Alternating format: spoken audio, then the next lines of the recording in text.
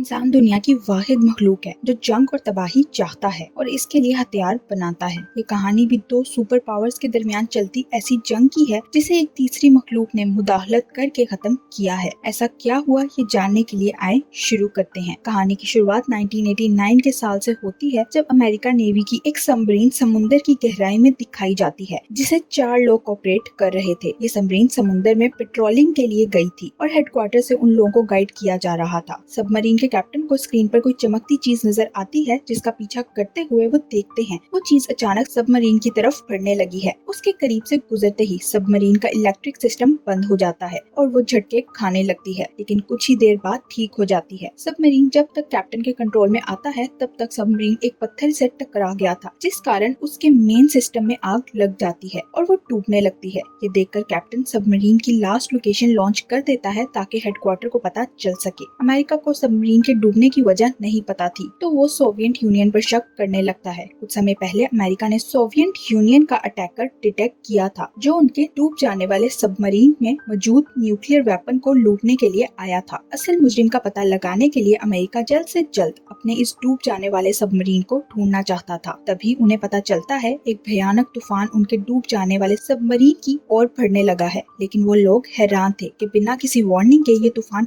कहां से आया है। नेवी के पास समय नहीं था कि वो बैठकर अपने रेस्क्यू जहाज के यहाँ पहुँचने का इंतजार करें, इसलिए वो करीब ही मौजूद एक प्राइवेट ऑयल कंपनी की मदद लेने का डिसाइड करते हैं क्योंकि उस कंपनी का अंडर वाटर बेस स्टेशन था जो एक बहुत बड़ी एक्सपेरिमेंटल मशीन थी और इसे ऑयल ढूंढने के लिए खुदाई के तौर पर इस्तेमाल किया जाता था। ऑयल कंपनी टीम इस मिशन पर जाने के लिए तैयार हो जाती है क्योंकि इसके बदले उन्हें अच्छा खासा पैसा मिलने वाला था, लेकिन इस मशीन को बनाने वाली लिंडजी को ये बात पसंद नहीं आती। वो अपनी डिजाइन की हुई मशीन को खतरे में नहीं डालना चाहती थी। लिंडजी के बॉस ने इस बात की इजाजत दे दी थी, इसलिए ना चाहते हुए भी लिंडजी को इस मिशन में शामिल होना पड़ता है। इस मिशन के मुताबिक कंपनी की डीप कोर टीम को अपने सबसे अच्छे इंस्ट्रूमेंट्स ले जाकर नेवी की सील टीम के साथ मिलकर बचे हुए लोगों को रेस्क्यू करना था। मिशन से पहले सील टीम के बॉडी प्रेशर को कंप्रेस किया जाता है ताकि उनके शरीर समुद्र के प्रेशर में चिपक ना जाए और वो बिना ऊपर जाए मिशन पूरा कर सके। अगर उन्हें मिशन के बीच ऊपर जाना पड़ा तो उन्हें 3 हफ्ते लगेंगे ताकि वो अपना शरीर डिकम्प्रेस कर सके। अगर ऐसा ना किया गया तो उनका शरीर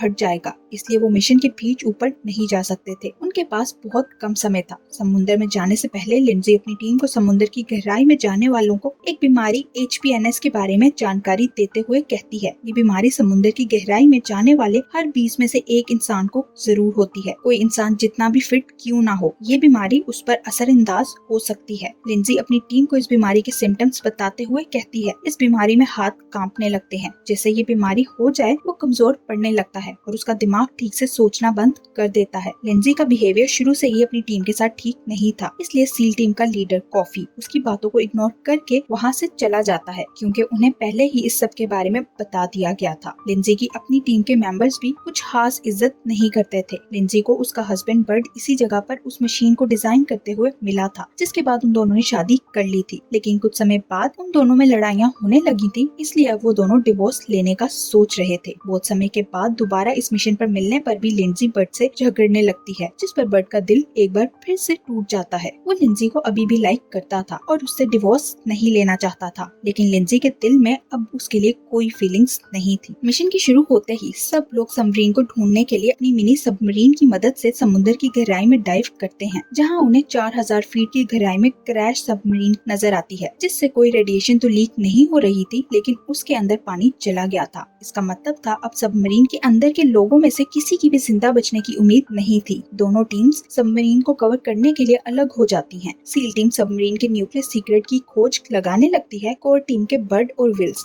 बच जाने वालों को ढूंढने लगते हैं, लेकिन इतनी सारी लाशें देखकर विल्स कमजोर पड़ने लगता है, इसलिए खुद पीछे रुककर बर्ड को आगे बढ़ने का कहता है। बर्ड आगे बढ़ता है तो कुछ देर बाद विल्स के सारे इलेक्ट्रिक इक्विपमेंट्स फेल हो जाते हैं और एक ब्लू लाइट उसके नीचे से चमकती हुई नजर आती है जो उसकी तरफ बढ़ने लगती है। ये देखकर विल्स घबरा जाता है और वहाँ से भागने लगता है, जिस कारण उसका इक्विपमेंट डैमेज हो जाता है। तभी सील टीम और बर्ड मिलकर उसे रेस्क्यू करते हैं। बाकी सबके इलेक्ट्रिक इक्विपमेंट्स भी एक एक करके डैमेज होने लगते हैं। वही ब्लू लाइट जो विल्स की तरफ जाने वाली थी वो लिंडजी की मिनी सबमरीन के इर्द गिर्द तैरने लगती है। ये कोई लाइट नहीं बल्कि एक ऑब्जेक्ट था। इससे पहले कि लिंडजी कुछ समझ पाती, वो ऑब्जेक्ट उसकी सबमरीन के नीचे से तेजी से निकल जाता है। उस ऑब्जेक्ट की वजह से लिंडजी की सबमरीन की इलेक्ट्रिक पावर खत्म हो गई थी, लेकिन उसके वहाँ से जाते ही सबमरीन की इलेक्ट्रिक इलेक्ट्रिक पावर वापस खुद ही ठीक हो जाती है। पावर खत्म होने की वजह से लिंजी उसकी फोटो नहीं बना सकी थी। विल्स कोमा में चला गया था। लिंजी कहती है विल्स उस ब्लू ऑब्जेक्ट को देखकर पैनिक हुआ था, इसीलिए उसकी ये हालत हो गई। दूसरी तरफ सील टीम का कॉफी कहता है वो ब्लू ऑब्जेक्ट सोवियत यूनियन का सबमरीन हो सकता है, क्योंकि उन्हें रिपोर्ट मिली है कुछ सोवियत यूनियन सबमरीन रडार पर डिटेक्ट किए गए थे,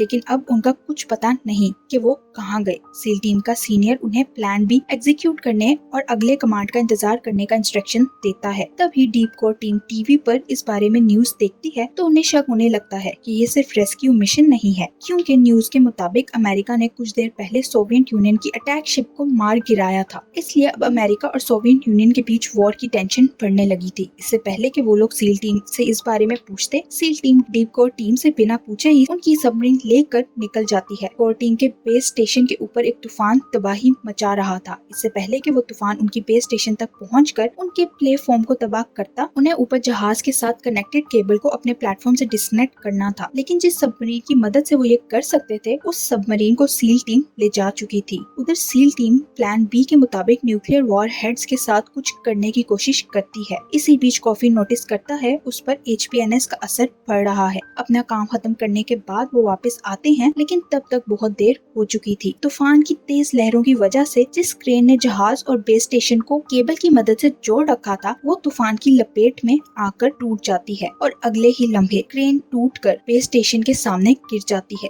क्रेन वहां से खिसक कर नीचे गिरने लगती है तो प्लेटफॉर्म भी केबल में फंस कर उसके साथ ही नीचे गिरने लगता है, लेकिन फिर खाई की नोक पर आकर रुक जाता है। प्लेटफॉर्म खाई में गिरने से तो बच जाता है, लेकिन इस सब के बीच प्लेटफॉर्म के कई चैम्बर्स में पानी भर जाता है, इसलिए उनका कनेक्शन जहाज के साथ टूट जाता है। यही नहीं, इस हादसे में काफी लोग मारे जाते हैं। अब इनके पास 12 घंटों का ऑक्सीजन सप्लाई बचा था, लेकिन तूफान काफी दिनों तक रहने वाला था, इसलिए बाहर पड़े ऑक्सीजन सिलेंडर को रिकवर करने के लिए लिंजी डाइव करती है। लिंजी एक सिलेंडर बाहर निकालती है तो अचानक उसका भी इलेक्ट्रिक इक्विपमेंट फेल होने लगता है। तभी लिंजी को अपने सामने वही ब्लू कलर का ऑब्जेक्ट नजर आता है और उसके साथ ही एक और बड़ा सा जेलीफिश जैसा ब्लू कलर का ऑब्जेक्ट भी नजर आता है, जिसे टच करने पर वो पानी या प्लास्टिक जैसा फील करती है। जितनी तेजी से वो लिंजी के सामने आया था, उसी तेजी से गायब हो जाता है। उसके जाते ही लिंजी का इलेक्ट्रिक सिस्टम ठीक हो जाता है, इसलिए लिंजी एक फोटो बनाती है। लिंजी अपनी टीम को इस बारे में बताती है। वो कहती है, मैंने जो देखा वो इंसानों से मुख्तलिफ एक मशीन जैसा दिखता था, लेकिन वो बहुत इंटेलिजेंट था। सील टीम के मेंबर्स को लिंजी की बातों पर विश्वास नहीं होता, इसलिए उन दोनों टीम्स के बीच लड़ाई होने लगती है। Seal team deep core team से ये बात छुपाती है कि वो यहाँ आने से पहले अपने साथ एक न्यूक्लियर बॉम्ब लेकर आए थे। डीप कोर टीम के एक मेंबर को उन पर शक होने लगता है, इसलिए वो सील टीम पर नजर रखता है तो उसे उनके प्लान के बारे में पता चलता है। प्लान बी के मुताबिक अगर सील टीम सबमरीन में मौजूद न्यूक्लियर बॉम्ब को रिकवर नहीं कर सकी तो उन्हें उसमें से एक बॉम्ब को एक्टिव करके बाकी सब बॉम्ब्स के साथ तबाह करना होगा, ताकि सोवियत यूनियन के हाथ उनके न्यूक्लियर वेपन्स ना लग सके। लिंजी और बस को इस बारे में पता चलता है तो लिंजी सील टीम को बहुत बातें सुनाती है। डीप कोर टीम का रिएक्शन देखकर कॉफी को वो लोग अपने मिशन के लिए खतरा लगने लगते हैं। जब सब लोग सो जाते हैं तो एक ग्रोइंग फ्लूइड जैसा क्रिएचर उनके प्लेटफॉर्म में घुस जाता है, जिसे देखकर वो लोग शॉक्ड हो जाते हैं, क्योंकि इस क्रिएचर में इंसान की नकल करने की शक्ति भी थी। ये क्रिएचर उनके रूम तक पहुंच जाता है जहां न्यूक्लियर वेयरहेड रखा गया था। क्रिएचर बॉम्ब की जांच करने लगता है, लेकिन तब ही कॉफी पर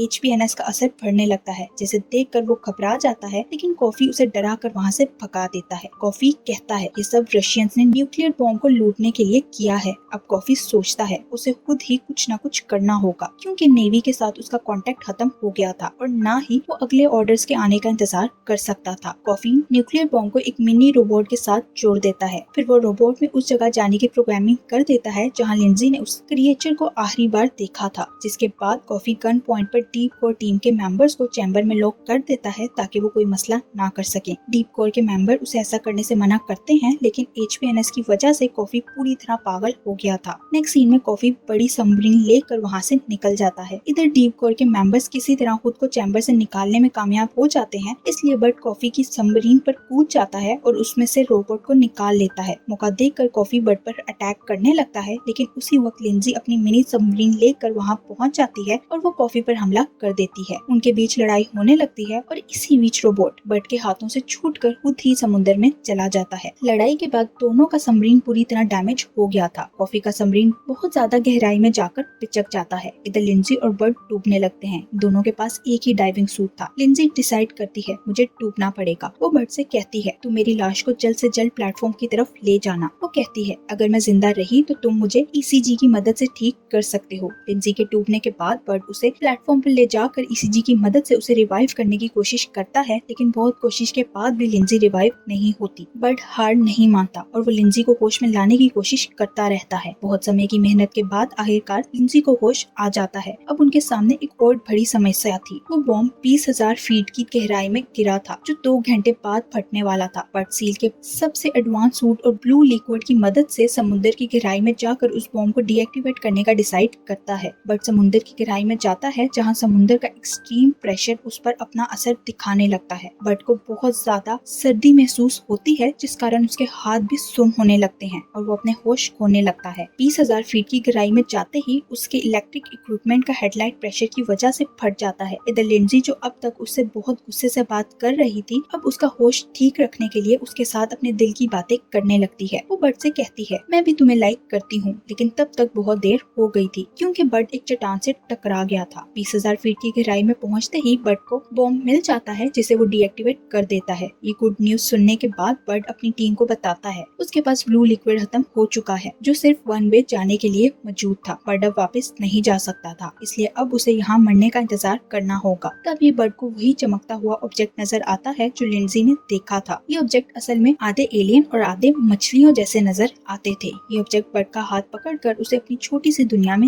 ले जाता है जहाँ उस जैसे और भी बहुत सारे क्रिएचर्स थे। लिंजी ने इस क्रिएचर को NTIS का नाम दिया था। वहाँ जाते ही बर्ड का ऑक्सीजन खत्म हो जाता है तो उसके इर्द गिर्द से पानी खुद ही हटने लगता है ताकि वो सांस ले सके। लिंजी की थ्योरी ठीक थी क्योंकि ये क्रिएचर्स पानी को कंट्रोल कर सकते थे। फिर बर्ड को अपने सामने कुछ NTIS नजर आते हैं जिन्हें देखकर उसे ऐसा लगता है वो NTIS के लीडर्स हैं। ये NTIS बर्ड के सामने कुछ टीवी क्लिप्स चलाने लगते हैं जिससे उसे पता चलता है अमेरिका और रशिया के बीच लड़ाई की तैयारी हो रही है। फिर टीवी क्लिप्स में कई देशों के समुद्र किनारों पर सुनामी के सीन्स दिखाए जाते हैं जो देखकर बर्ड समझ जाता है उन्हें जिस तूफान का सामना करना पड़ा था उसमें NTIS का ही हाथ था। बर्ड उनसे पूछता है तुम लोगों ने ये सब क्यों किया, जिस पर वो फिर से बर्ड के सामने वर्ल्ड वॉर के कुछ क्लिप्स चलाते हैं। वो बर्ड को ये दिखाना चाहते थे कि इंसान कैसे इस दुनिया को खुद अपने हाथों बर्बाद कर रहा है। तभी समुद्र के बाहर इकट्ठे हुए लोगों को दिखाया जाता है जो अपनी तरफ आते सुनामी को देख रहे थे, लेकिन अचानक से सुनामी की डायरेक्शन बदल जाती है और वो वापस पीछे मुड़ जाता है। ये देखकर बर्ड खुश हो जाता है। बर्ड अपनी टीम को एक पैगाम के जरिए अपने नए दोस्त NTIS के बारे में बताता है और साथ ही उन्हें NTIS का एक मैसेज भी देता है कि वो नहीं चाहते इंसान दुनिया पर लड़ाइयाँ करके तबाही मचाए। NTIS अपनी स्पेसशिप समुद्र के किनारे पर लेकर आते हैं जो देखने में बहुत बड़ी थी। आखिरी सीन में बर्ड और लिंजी को एक दूसरे के साथ दिखाया जाता है और यही इस मूवी की हैप्पी एंडिंग हो जाती है। Thank you for watching.